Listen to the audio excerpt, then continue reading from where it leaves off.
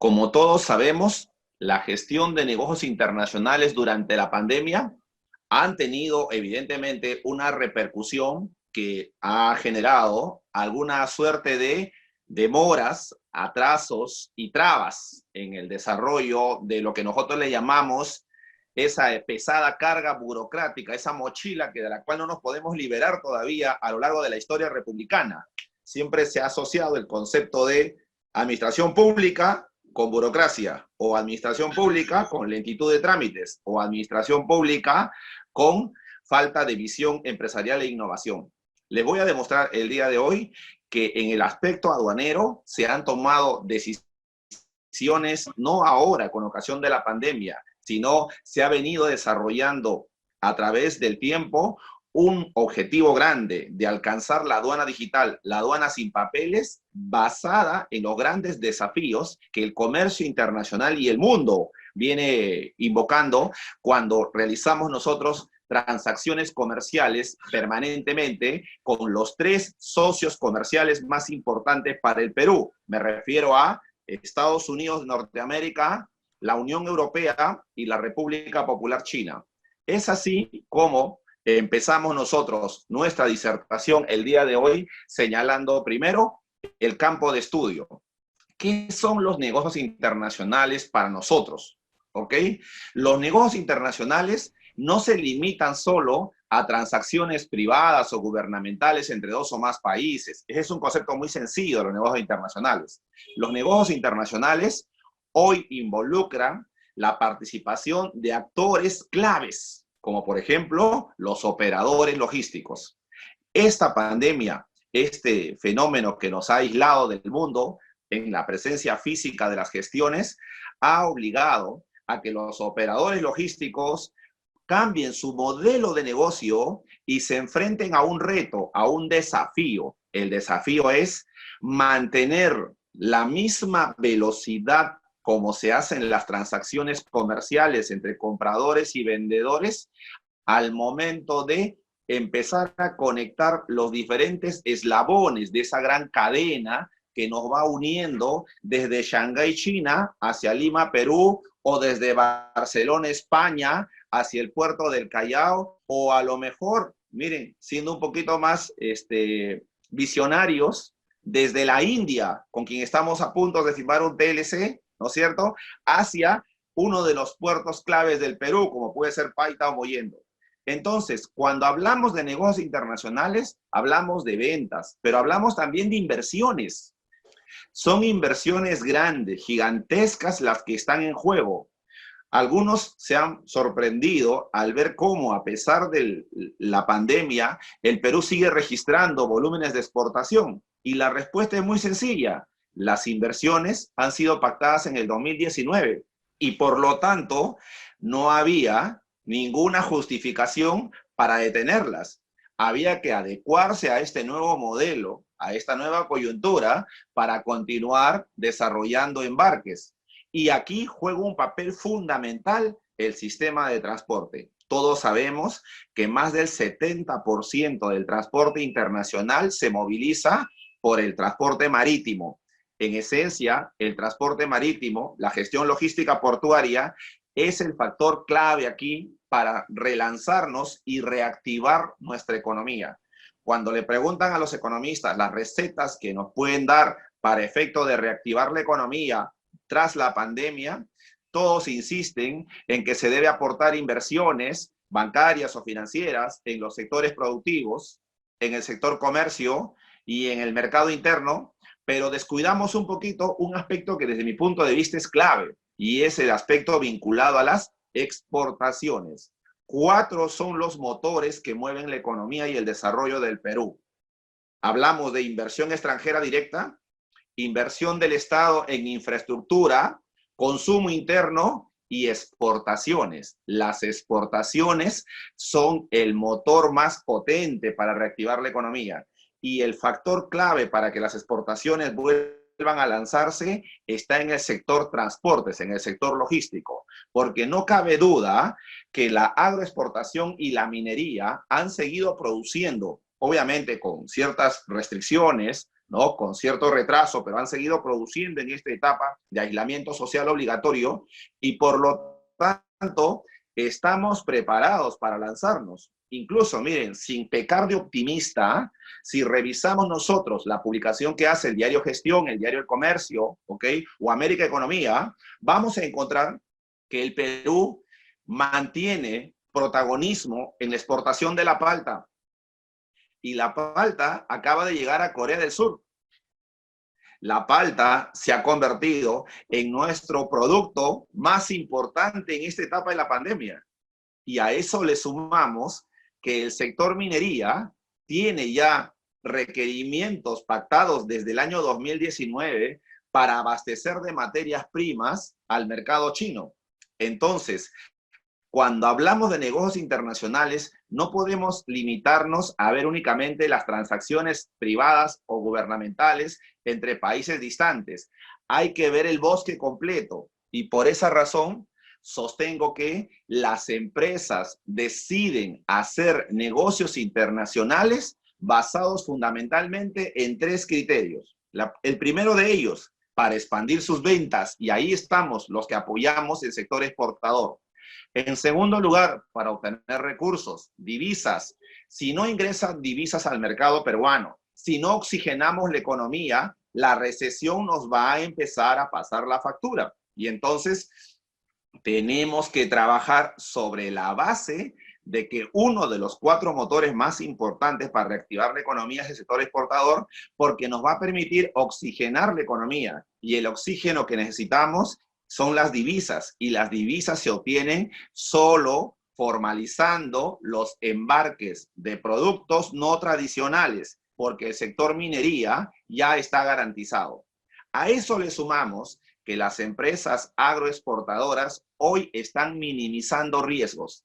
¿Y de qué manera se han preparado para minimizar riesgos? Han aprendido rápidamente la estrategia de naciones emergentes. ¿Qué aprendieron en nuestro país? Que si yo quiero colocar mi palta en Corea del Sur, no basta con poner una bonita publicidad, un bonito comercial o enviar, ¿no es cierto?, una muestra para que disfruten los potenciales compradores en Corea. Ahí no está el secreto. El secreto está en conocer al detalle los requisitos, certificaciones y permisos fitosanitarios que el gobierno de Corea exige para los productos de este nivel para adecuarnos a ese estándar. Y una vez cumplido ese estándar, ya podemos entonces tener la bienvenida asegurada a nuestros productos, como ha ocurrido con China, ocurre hoy con Corea del Sur, ocurrió en el pasado con Europa, ocurrió con la FDA americana. Ya aprendimos. Incluso, miren, sin caer de infidente, sabemos que un grupo de funcionarios de la República de Corea estuvieron el año pasado en el Perú. Y esos funcionarios pertenecían al Ministerio de Agricultura de Corea. Y son ellos los que estuvieron visitando las plantas procesadoras, las plantas empacadoras, las que seleccionan las mejores paltas, y empezaron a enviar las recomendaciones y sus observaciones respecto a los errores que pudieran cometerse.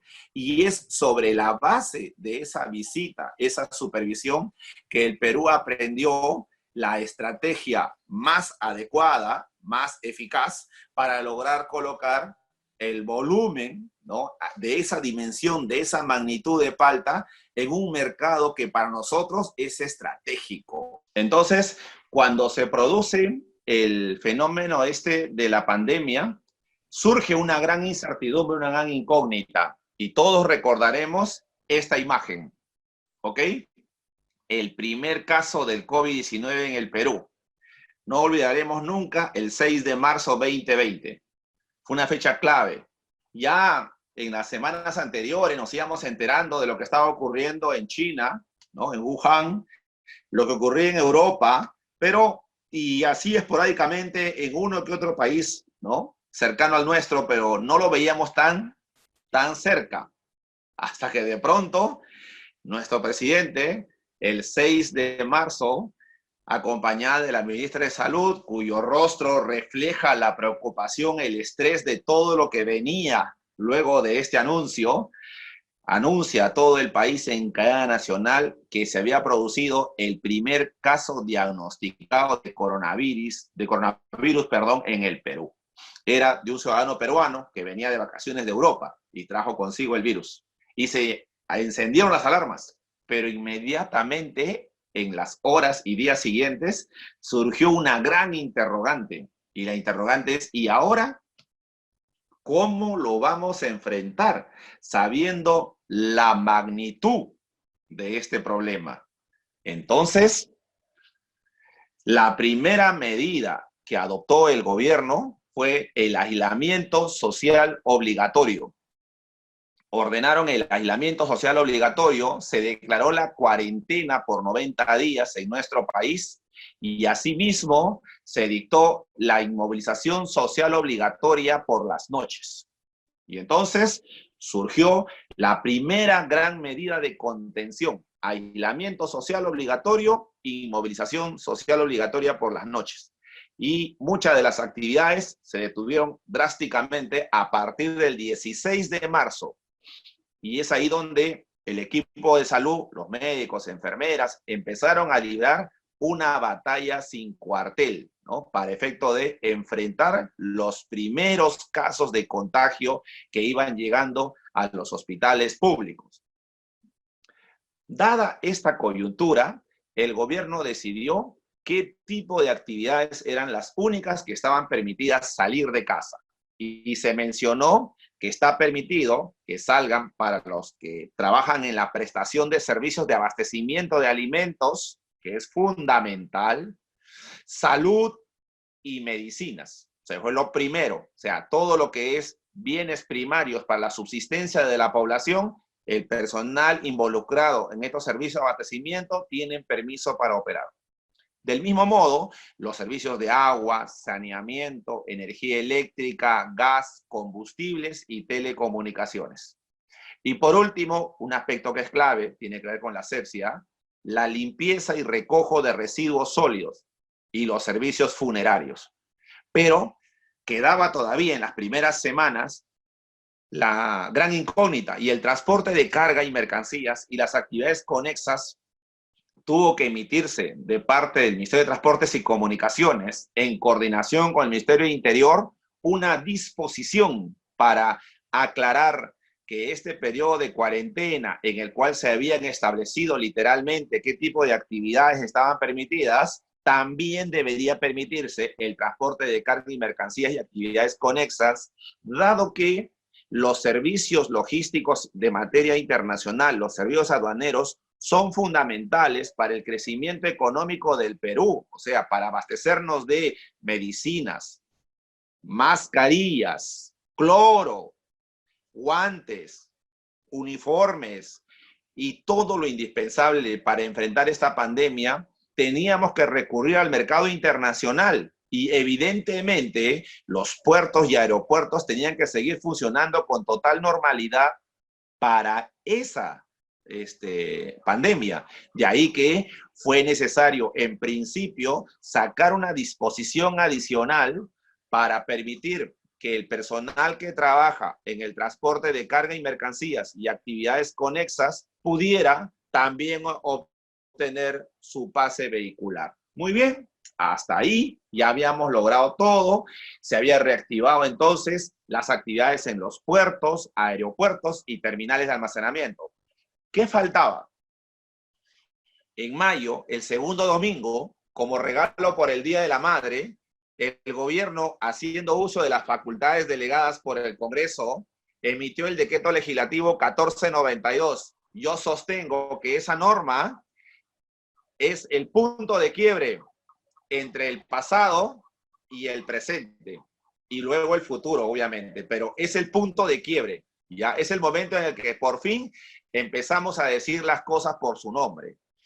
¿Qué es lo que estaba ocurriendo? Miren, por increíble que parezca, en las semanas siguientes a la pandemia, muchas de las actividades financieras y comerciales se sensibilizaron con lo que estaba ocurriendo y empezaron, por ejemplo, lo que son servicios públicos, a permitir que la población pudiera aplazar el pago de sus cuotas, de sus recibos de alumbrado eléctrico, teléfono, agua potable o lo pudiera fraccionar, dado que estábamos en cuarentena. Y los bancos hicieron lo propio, permitieron el refinanciamiento de las deudas o créditos que hasta antes de la pandemia tenían un cronograma de pagos. Y por su lado, también diferentes entidades, ¿no? Cajas rurales, fondos, empezaron a establecer mecanismos como banca de consumo para refinanciar deudas. Pero increíblemente, en el sector logístico todavía se mantenía en algunos casos el status quo. Y el status quo era un poco, yo diría, abusivo, ¿no? Perverso, porque se le empezaba a generar gastos como una bola de nieve al importador por no poder retirar la carga oportunamente. Y el importador no acudía a los almacenes a retirar la carga por inacción, por ineptitud o por falta de interés, sino porque el sistema y la pandemia no se lo permitía. Y entonces empezó a evaluarse la necesidad de identificar cuáles son estos costos y gastos que están creciendo en contra de los intereses del importador o de los exportadores. Y se descubrió que al interior de nuestro país, como lo veníamos repitiendo en los últimos años, se habían creado una serie de gastos sin fundamento, sin justificación, que generaban sobrecostos a las importaciones, a las exportaciones y nos hacían perder competitividad. Por esa razón, el gobierno tomó una decisión drástica. Mediante este decreto legislativo 1492, dispuso dos aspectos que son claves. En primer lugar, el usuario, llámese importador o exportador, no está obligado a pagar ningún servicio que no haya contratado con el transportista mediante el conocimiento de embarque. En consecuencia, estaba induciendo a los operadores, o sea, almacenes, agencias de carga, agencias de aduana, a sincerar sus costos, porque se cobraba, por ejemplo, el contenedor por el envío de la mercancía hasta el almacén del importador y por recoger el contenedor que era propio del transportista o almacén le volvían a cobrar. Se cobran vistos buenos, o sea, gastos que iban siendo una suerte de traba, ¿no? Para el comercio exterior. Entonces se dijo, mire, vamos a sincerar costos y a partir de ahora el usuario no está obligado a pagar ningún servicio adicional aquí en destino que no haya sido pactado previamente con el transportista. Esa fue la primera medida. Y la segunda medida, que yo aplaudí así emocionadamente, fue el tema de modificar la ley de títulos valores y permitir que el BL o conocimiento de embarque se pueda endosar a través de medios electrónicos.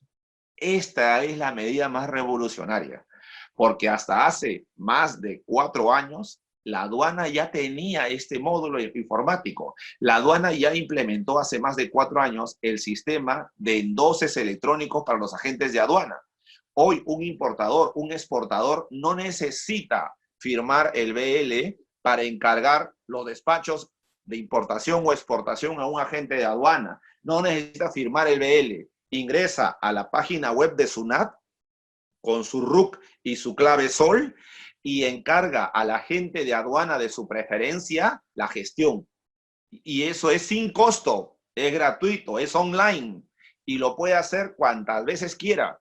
Lo puede hacer incluso por un periodo de tiempo hasta 12 meses, lo puede hacer para un solo tipo de despacho, lo puede hacer para una sola jurisdicción de aduanas, lo puede hacer para un solo régimen aduanero o para varios regímenes aduaneros. Pero la parte más bonita es que puede revocar esa decisión si es que no le satisface el servicio del agente de aduana o puede modificar y reducir los plazos si es que le encargó por mucho tiempo el mandato electrónico. Entonces, esa figura que ya existía en la aduana, hoy ha ingresado ya como una obligación para los demás operadores, porque la verdad, y es una confesión que les hago, miren, el importador y el exportador quedaban totalmente contrariados. Decían, ¿cómo es posible que yo no tenga necesidad de endosar el BL para encargar a un agente de aduana que me represente en los despachos y numere mi declaración y haga todo el trámite hasta obtener el levante? Sin embargo, sí debo endosarlo para mover mi contenedor desde el puerto hacia el almacén y desde el almacén hacia mis locales. O sea, ¿a quién le hago caso? Decía el importador. Hoy, con este decreto legislativo 1492, se obliga, miren, es increíble, han tenido que obligarlos todavía, se obliga a que los operadores de comercio exterior empiecen a implementar mecanismos electrónicos para darle validez al endose, sin tener que firmar el papel. Y entonces, la orden es, en esta norma se ordena que las líneas navieras, los almacenes aduaneros y los agentes de carga comiencen a digitalizar todos los procesos de comercio exterior, que empiecen a, como ustedes muy bien lo han dicho en la Universidad César Vallejo, empiecen a innovar procesos. Hoy, si de algo nos podemos alegrar en medio de todos los males que trae esta pandemia, es que ha permitido que la evolución hacia la era digital se acelere. Y entonces, hoy el lenguaje común en los negocios es el e-commerce. Hoy se ha establecido un mecanismo a través del cual, si yo necesito un equipo de cómputo, una laptop en este momento, ingreso a las compras online de la tienda de mi preferencia, hago la adquisición, coloco mis datos, pago con medios electrónicos y en los próximos días me tocan la puerta y me entregan el producto. Mire, ya no tengo que ir a visitar las tiendas, perder tiempo, dinero, desgastarme. Todo es online. Lo mismo tiene que ocurrir en los procesos de comercio exterior y entonces la meta es lograr que las líneas navieras, los almacenes aduaneros y los agentes de carga digitalicen todos los procesos. Si esto no se cumple y se convierte en letra muerta, MINCETUR, con este decreto legislativo 1492, tiene la facultad para sancionar.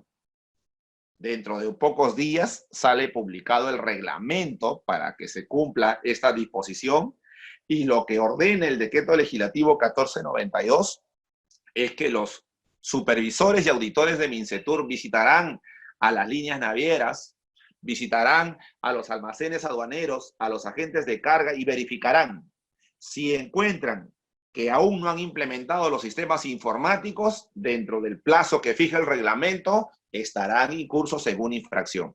Pero lo más grave será si es que se encuentra que los usuarios, importadores, exportadores, se les está exigiendo que presenten el documento, el BL impreso y endosado. En esos casos, se va a aplicar una multa que puede llegar hasta las 10 unidades impositivas tributarias. Multa que definitivamente va a tener que ingresar para estos operadores de comercio exterior dentro de su récord de infracciones y sanciones aduaneras, teniendo en cuenta que la Ley General de Aduanas también se modificó a finales del año pasado, y a partir de este año, estos operadores de comercio exterior están pasando por un periodo de categorización y deben mantener entonces su historial de infracciones y sanciones, ¿no es cierto?, con el mínimo de infracciones para mantener una categoría que les permita gozar de beneficios ante la administración aduanera. Entonces, MINCETUR tiene facultad sancionadora, ¿ok?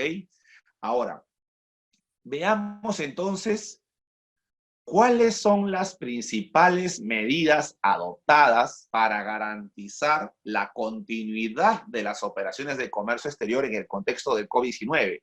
Porque si bien es cierto, atacamos el tema logístico y decimos que para destrabar las operaciones de ingreso y salida de mercancías fue necesario primero autorizar el pase laboral de todos los que están involucrados en el transporte de carga y mercancías y luego obligar a los operadores a que digitalicen procesos, pero allí no termina el esfuerzo del Estado por facilitar el comercio exterior. Había que tomar otras decisiones mucho más importantes que las anteriores. Y entonces, ¿qué fue lo que se hizo? Miren, el objetivo es no detener el despacho aduanero. Todos sabemos que el despacho aduanero es el conjunto de formalidades establecidas en la Ley General de Aduanas y el reglamento que permiten que un importador o exportador obtenga la autorización para la nacionalización de una mercancía en territorio peruano o el embarque hacia el extranjero. Para la continuidad del despacho aduanero se tomaron tres grandes decisiones. En primer lugar, había que contar con un personal en cantidad suficiente, había que hacer una selección, ¿no?, de qué personal es el que debe mantenerse firme en los puertos, aeropuertos y puntos de frontera, brindando el servicio a los importadores y exportadores, y sobre todo que ese personal en la cantidad suficiente no sea vulnerable al contagio. Miren, una decisión bastante técnica, o sea, no es tan sencillo, no es solamente números aritméticos y ver cuántas declaraciones se enumeran en una aduana y por lo tanto cuánto de trabajadores se necesitan. Había que también hacer un estudio, ¿no?, un historial médico de ellos. En segundo lugar, tanto la administración aduanera como algunos operadores de comercio exterior empezaron a establecer puntos de contacto. Tanto la Intendencia de Aduana Marítima del Callao como la Intendencia de Aduana Aérea establecieron a través de la página web de la SUNAT, ¿no?, puntos de contacto, es decir, casillas electrónicas para la gestión de todos los trámites aduaneros online. Recordemos que a mediados de los años 90, la aduana del Perú ingresó a un proceso de automatización de procesos y ese proceso culminó a finales del año 2001-2002 con la puesta en vigencia de todo un sistema integrado de gestión aduanera que hoy permite que los importadores, exportadores, agentes de aduana, agentes de carga, almacenes, bancos, todos puedan conectarse con los servicios aduaneros online y puedan, por ejemplo, realizar sus pagos electrónicos a través de la red bancaria comercial, puedan verificar el estatus de una declaración aduanera, puedan recibir notificaciones electrónicas. Es decir, había que poner mayor énfasis a conectar a los importadores, exportadores y agentes de aduana con los servicios esenciales en materia aduanera. Y en la página web se establecieron esos mecanismos. Y por último, algo que es importante, yo siempre he dicho que la logística mueve al mundo. No se puede trabajar si no hay una logística eficiente. Hoy dependemos, por ejemplo, de la conectividad vía Internet por temas de logística, pero desde el punto de vista del despacho aduanero, la logística obliga a contar con una indumentaria de protección suficiente. Es decir, el personal que esté en contacto con los puertos, aeropuertos, puntos de frontera, almacenes, agentes de aduana, deben contar con todos los mecanismos de protección. Me refiero a guantes, mascarillas, cascos, uniformes, botas, todo lo indispensable para mantener el distanciamiento social y evitar el contagio. Pero si eso no es suficiente, también hay que mantener permanentemente la capacitación. Hay que capacitar a esos jóvenes sobre la importancia de cambiar los modelos de conducta, ¿no? O sea, ya no estamos en el pasado donde teníamos que estrecharnos la mano, darnos un abrazo, tener un contacto más cercano con como socializamos en el pasado. Hoy tenemos que mantener la distancia, hoy tenemos que lavarnos las manos permanentemente, hoy tenemos que cambiar nuestros hábitos de higiene y de aseo permanentemente. Eso significa entonces que para la continuidad del despacho aduanero se necesitó seleccionar el personal en cantidad suficiente y no vulnerable, como lo han dicho en el chat, preferentemente jóvenes, establecer puntos de contacto para la gestión de trámites online y contar con la logística necesaria para que el despacho continúe en todas las aduanas. Y miren, la SUNAT estableció sistemas informáticos acordes con los nuevos tiempos y lo empezó a socializar, ¿ok? Lo primero que hizo la SUNAT es crear una mesa de partes virtual para que todos los contribuyentes y usuarios de comercio exterior puedan realizar sus trámites aduaneros sin tener que salir de casa. Y entonces, esta mesa de partes virtual creada por la SUNAT sirve no solamente para los trámites aduaneros, sino también para los trámites de cualquier contribuyente ante SUNAT. Y está entrelazada con los sistemas aduaneros que ya existen. Por ejemplo, para solicitar la clasificación arancelaria de las mercancías, que todos sabemos que es un aspecto técnico fundamental, clave, para efecto de determinar la base imponible para el cálculo de los tributos aduaneros. En segundo lugar, también sirve la mesa de partes virtual para solicitar el aplazamiento o fraccionamiento de la deuda tributaria aduanera.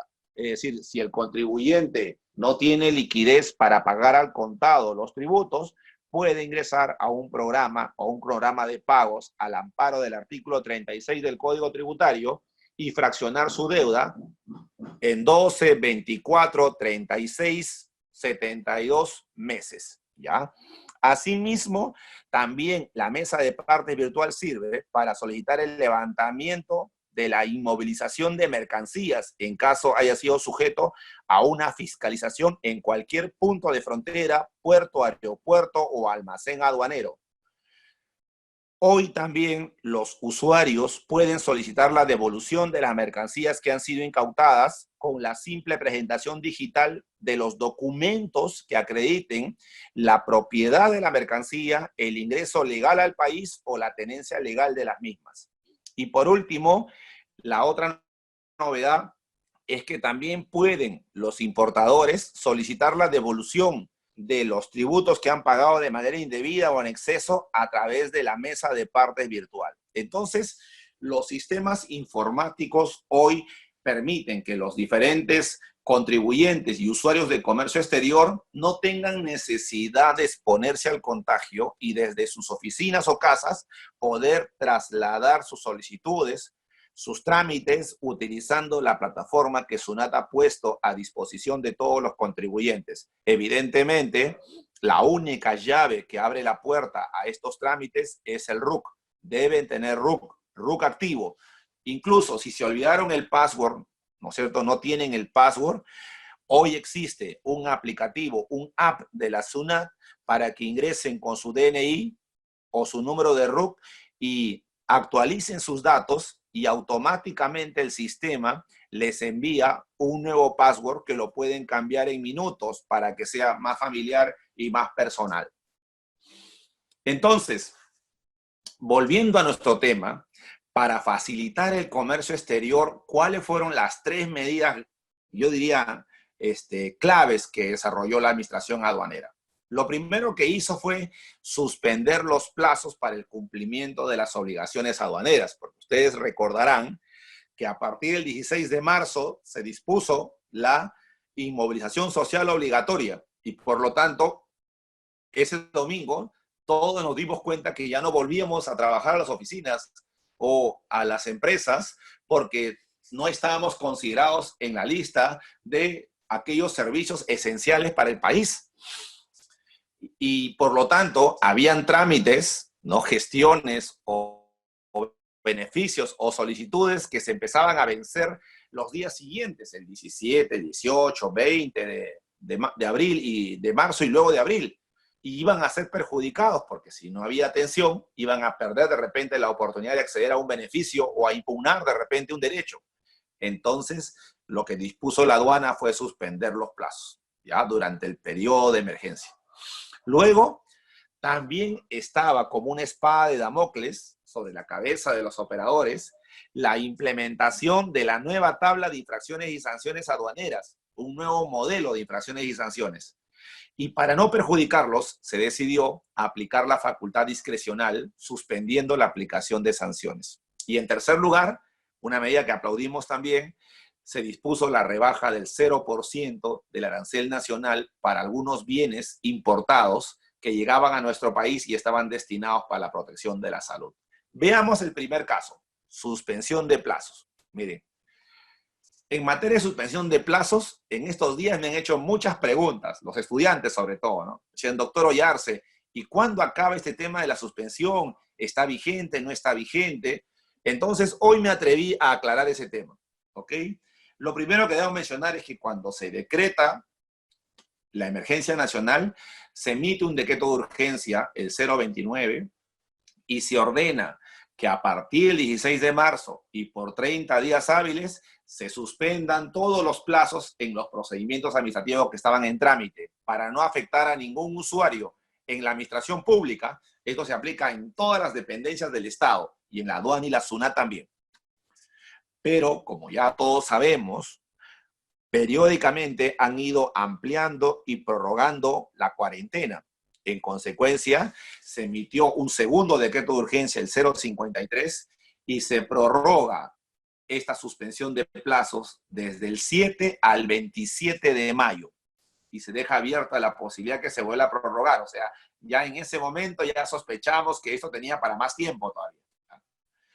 Y finalmente, con el decreto de urgencia 087-2020, se ordena la prórroga hasta el 10 de junio de todos los plazos. Entonces, el 10 de junio se han vencido todos los plazos que estaban suspendidos. Por lo tanto, a partir de hoy se ha reiniciado el cómputo de los plazos para todos los trámites aduaneros y se entiende que desde el 16 de marzo hasta el 10 de junio, todas las entidades públicas ya implementaron mecanismos electrónicos para efecto de que no se vean afectados los usuarios. Este ha sido la ruta que ha seguido el Estado peruano para ayudar a los ciudadanos, a los contribuyentes o a los administrados a mantener protegidos sus derechos, ¿no? Sus trámites, ¿ya?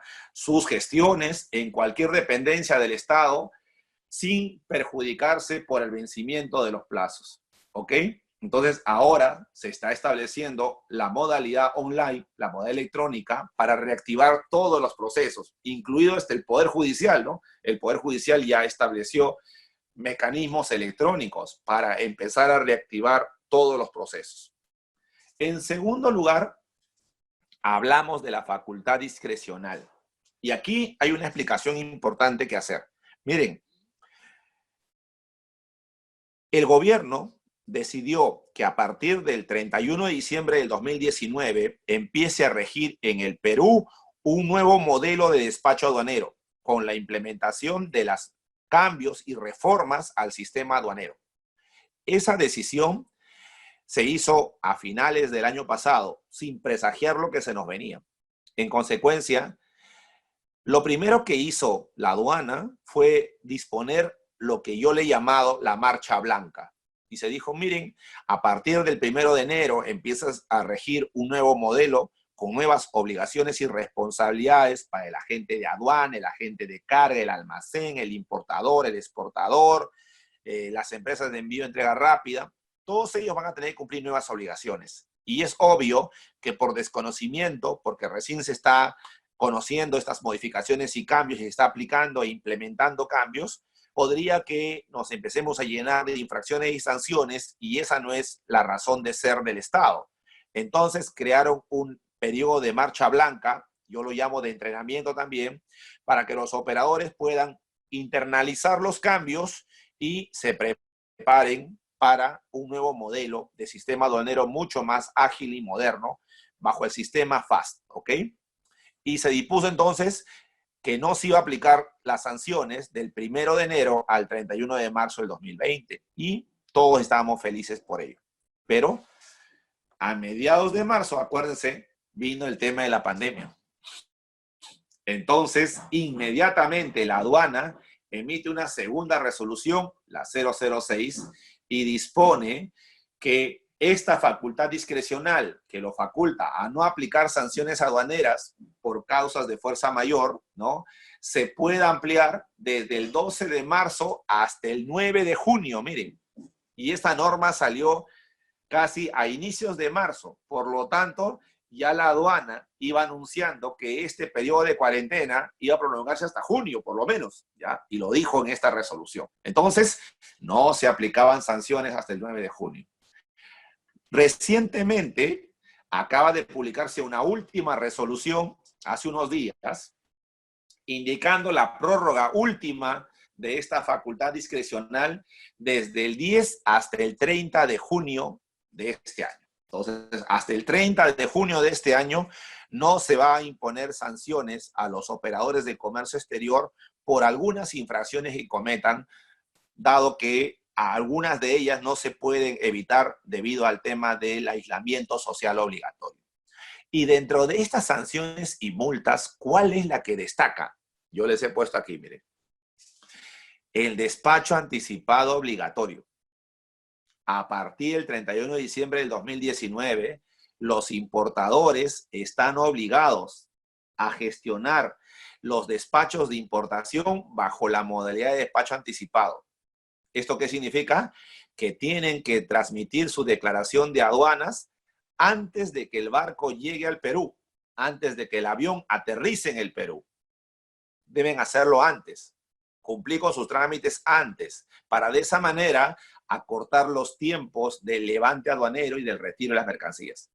Y si por A o B el importador no decide hacer el despacho anticipado, que ya es obligatorio, y quiere continuar con el modelo tradicional llamado despacho diferido, que consiste en que la carga primero llega al Perú, está en un almacén y desde ahí recién contrato a mi agente de aduana para numerar la declaración. Si quiere seguir haciendo ese modelo, la advertencia es que estaría incurriendo en una infracción cuyo código es P11 y se le aplica una multa de 0.2 de la UIT, o sea, el 20% de la UIT al importador, y es una sanción leve. Y si el importador, antes de que la aduana lo detecte y lo multe, se presenta voluntariamente a pagar la multa, como un mecanismo de incentivo y sinceramiento de infracciones, se le permite la reducción del 0.2 de la UIT a 0.1 de la UIT. O sea, solo paga el 10% de la UIT. Muy bien. Esta multa a los importadores todavía no se le está aplicando y no se le va a aplicar hasta el 30 de junio. Recién al partir del 1 de julio se empezará a aplicar sanciones a los importadores que no se adecúen a esta normativa. La obligación ahora es formular el despacho anticipado en casi todos los envíos, ¿ya? En una próxima presentación, el próximo jueves, hablaremos de gestión estratégica de importaciones y exportaciones y vamos a ampliar, ¿no?, cuáles son los casos exceptuados de esta obligación del despacho anticipado. Pero, por ahora, quiero dejar este mensaje. Los importadores pueden continuar haciendo el despacho diferido sin temor a incurrir en infracción ni ser sancionados, porque la aduana ha prorrogado su facultad discrecional, no va a aplicar sanciones hasta el 30 de este mes, 30 de junio. Respecto a la rebaja del 0% del arancel aduanero, esta fue una decisión, yo diría, clave, porque se le preguntó a la aduana, se le dijo, ¿y cuál es la dificultad si queremos comprar como Estado peruano al extranjero los bienes necesarios para combatir el COVID-19? Y lo primero que se observó fue que algunos de estos productos estaban grabados con 6% de derechos arancelarios, otros pagaban 11%, estaba muy alto el arancel. Obviamente, esa tarifa arancelaria fijada para estos productos se hizo pues antes de la pandemia, ¿no? Pero en este momento estábamos en un escenario en que había que evitar la especulación y había que evitar también que estos productos, por sus costos, no sean accesibles a la población, al mercado.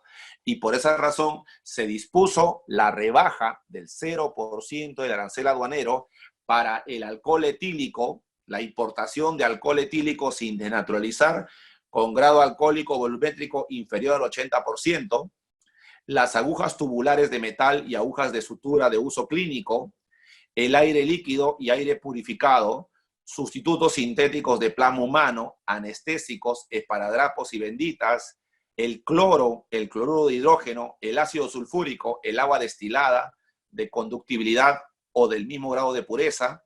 Y aquí también están la indumentaria, ¿no? Por ejemplo, algodón hidrófilo, vendas, botiquines, equipados para primeros auxilios, prendas y complementos, accesorios de vestir, incluidos los guantes, mitones y manoplas, mascarillas de protección, redecillas para el cabello, gafas protectoras para el trabajo. Miren, todos estos bienes hoy pueden ser importados desde cualquier parte del mundo hacia el Perú y están liberados del arancel aduanero, ¿ya?, para efecto de que su costo no se incremente al ingresar al mercado nacional, porque evidentemente no solo el Estado peruano compra, también compra la empresa privada. Otro aspecto importantísimo dentro de las decisiones para simplificar el comercio es el tema del mandato. Yo mencioné que con el decreto legislativo 1492 se obliga ahora a que las navieras, los almacenes y los agentes de carga no exijan la presentación del documento físico endosado para movilizar los contenedores o la carga. Muy bien, esto obedece a una yo diría, a una alternativa o herramienta digital que la aduana ha puesto al servicio de los operadores desde hace más de 4 años, llamado el mandato electrónico. Y el mandato electrónico, a partir de este año, con la entrada en vigencia de las modificaciones de la ley de aduanas, es obligatorio. Miren, el mandato electrónico este año desde enero es obligatorio en los regímenes de importación para el consumo y exportación definitiva, con algunas excepciones que veremos posteriormente, ¿ya? Entonces, el mandato electrónico hoy es obligatorio.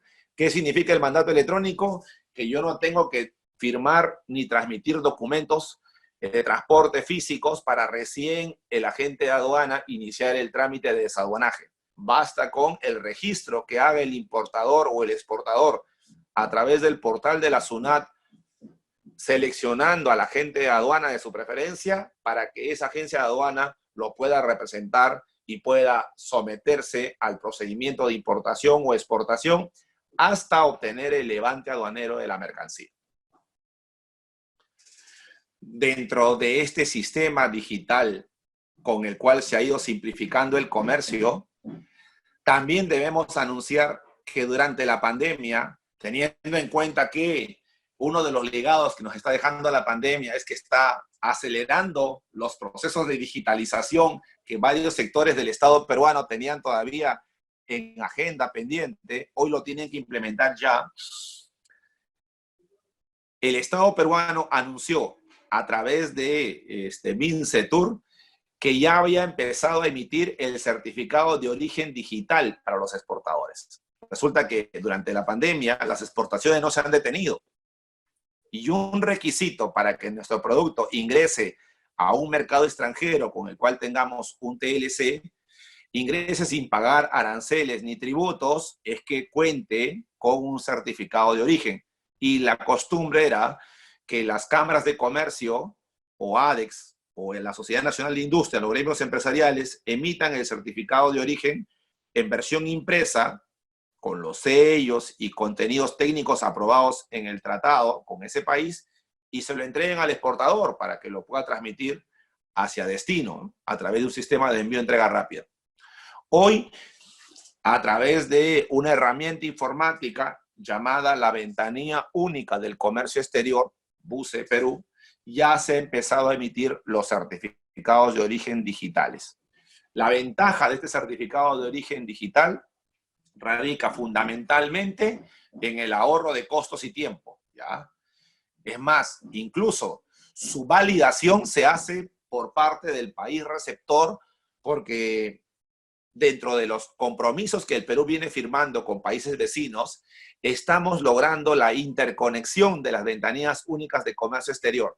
Y así, por ejemplo, hoy podemos decir con enorme satisfacción que todos los países miembros de la Alianza del Pacífico ya tenemos interconectadas las ventanillas únicas de comercio exterior de nuestros países. Me refiero a Chile, México, Colombia y Perú. De manera que ya no es necesario la impresión física del certificado.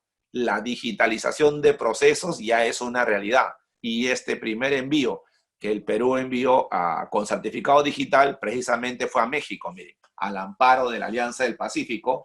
Nuestro primer embarque hacia México, gozando del acuerdo comercial vía Alianza del Pacífico, se hizo con un certificado de origen digital. Ha habido voces que han estado anunciando que el Perú, al haber emitido el decreto legislativo 1492, obligando a la virtualización de procesos y la implementación de herramientas informáticas para el movimiento de la carga, estaría desconociendo la vigencia de contratos privados, ¿no?, internacionales, y estaría vulnerando el Estado de Derecho. Muy bien, frente a esas voces que son discrepantes, obviamente, nuevamente Mincetur ha publicado un comunicado indicando que el objetivo no es menoscabar o desconocer la libertad de contratación que pueda tener comprador y vendedor en el extranjero. Eso no es la razón de ser. Lo que se busca es que los trámites del comercio exterior sean 100% virtuales. Eso es lo que busca el decreto legislativo 1492, que el 100% de los trámites sean virtuales. Por eso es que no señala de ninguna manera que la plataforma informática que la aduana tiene disponible para el mandato electrónico sea de obligatorio cumplimiento para las navieras. No dice eso el decreto. El decreto señala que las navieras, los agentes de aduana y los agentes de carga deben implementar herramientas informáticas de acuerdo a su naturaleza de su negocio, de acuerdo a la experiencia que ellos vienen también implementando en otros países o simplemente de acuerdo a su necesidad y visión del negocio. Entonces, ¿qué podemos sacar de todo esto? Miren, es un camino sin retorno el conducirnos hacia la aduana digital. La aduana digital ya es una realidad hoy, ¿ok? Hoy, gracias a la pandemia, casi todos los procedimientos se han virtualizado. Cuento uno, miren, que ayer tuve la oportunidad de verificar. En el sistema del drawback web, los exportadores desde el año 2014 tenían una herramienta informática para transmitir sus solicitudes de drawback. ¿Qué es el drawback? El incentivo o el beneficio que promueve a los exportadores con la asignación de un premio que equivale al 3% del valor FOB de exportación, siempre que acrediten que en el producto que están exportando ha intervenido al menos un insumo importado. Y este mecanismo hoy ya es 100% electrónico. Ya no es necesario que el exportador acuda con sus expedientes a las ventanillas de la aduana para iniciar el trámite.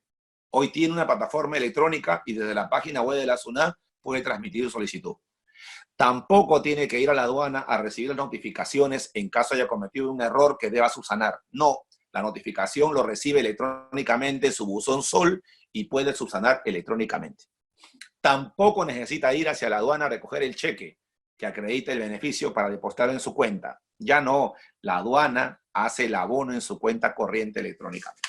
Entonces, la aduana digital es un camino sin retorno, es un camino a la modernización. Por otro lado, está la ventanilla única del comercio exterior que va a entrar a un proceso de cambio y reestructuración en los próximos meses. ¿Y por qué viene este cambio? Porque es evidente que esta etapa de la pandemia nos va a traer a nosotros lecciones que debemos de una vez empezar a implementar, ¿no?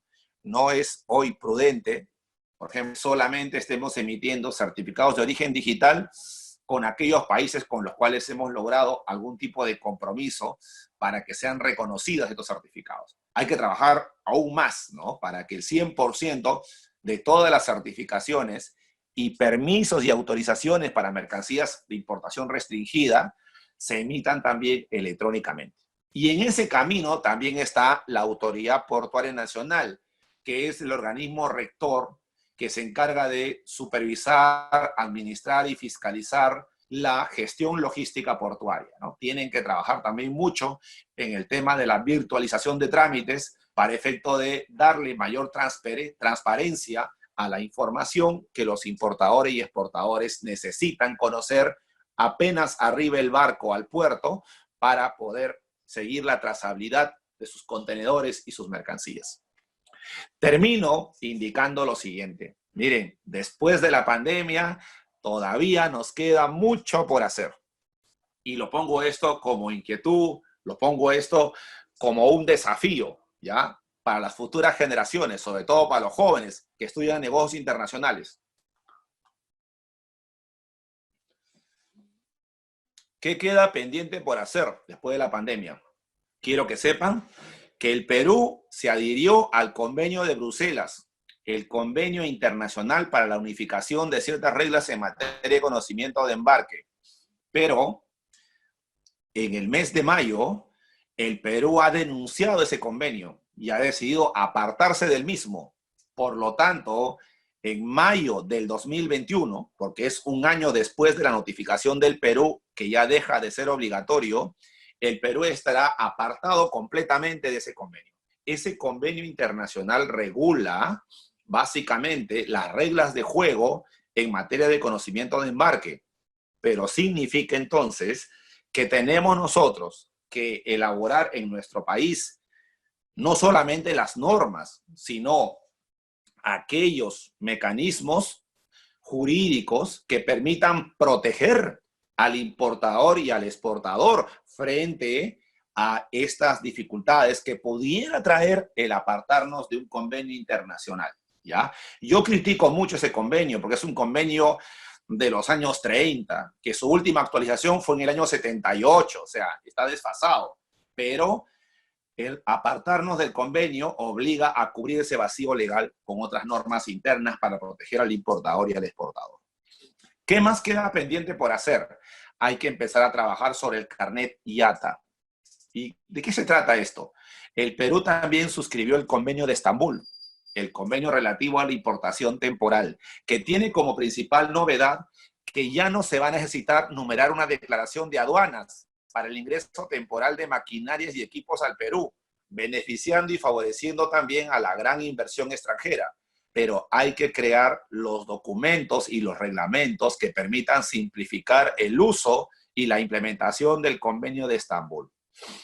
Y como tercera agenda pendiente está el Tratado de Libre Comercio entre el Perú y la India.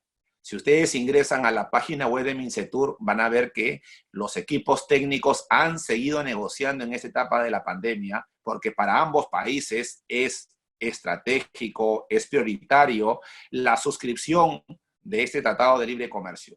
Estamos hablando de un país que tiene una densidad poblacional de la magnitud de China.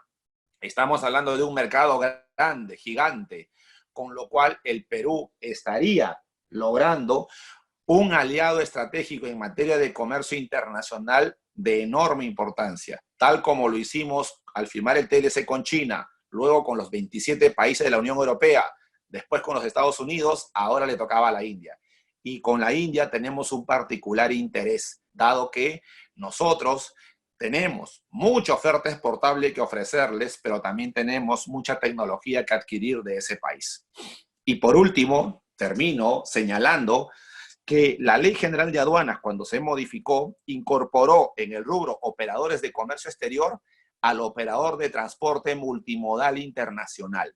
Se trata de un gigante, una organización empresarial gigantesca, dueña de aviones, camiones, barcos, que puede trasladar las mercancías desde un país de origen hacia un país de destino, utilizando por lo menos 2 medios de transporte distintos, pero aquí viene la particularidad, emitiendo un único documento de transporte electrónico para simplificar la movilidad o el traslado de las mercancías en grandes lotes desde China hacia Perú, desde Perú hacia Estambul, hacia donde fuera, ¿ok?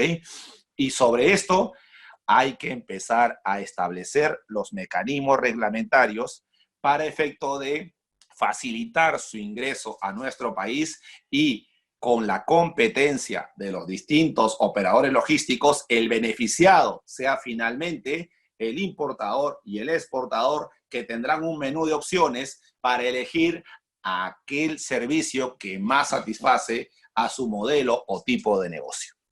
Dicho esto, doy por terminada mi conferencia y agradezco una vez más a la Universidad César Vallejo, a la Escuela de Negocios Internacionales, por permitirme el gran honor de dirigirme a esta inmensa comunidad educativa y aportarle desde esta ventana electrónica parte de nuestros conocimientos y experiencia laboral en la materia. Muchas gracias y quedo a sus órdenes para cualquier consulta que tengan a bien formularme.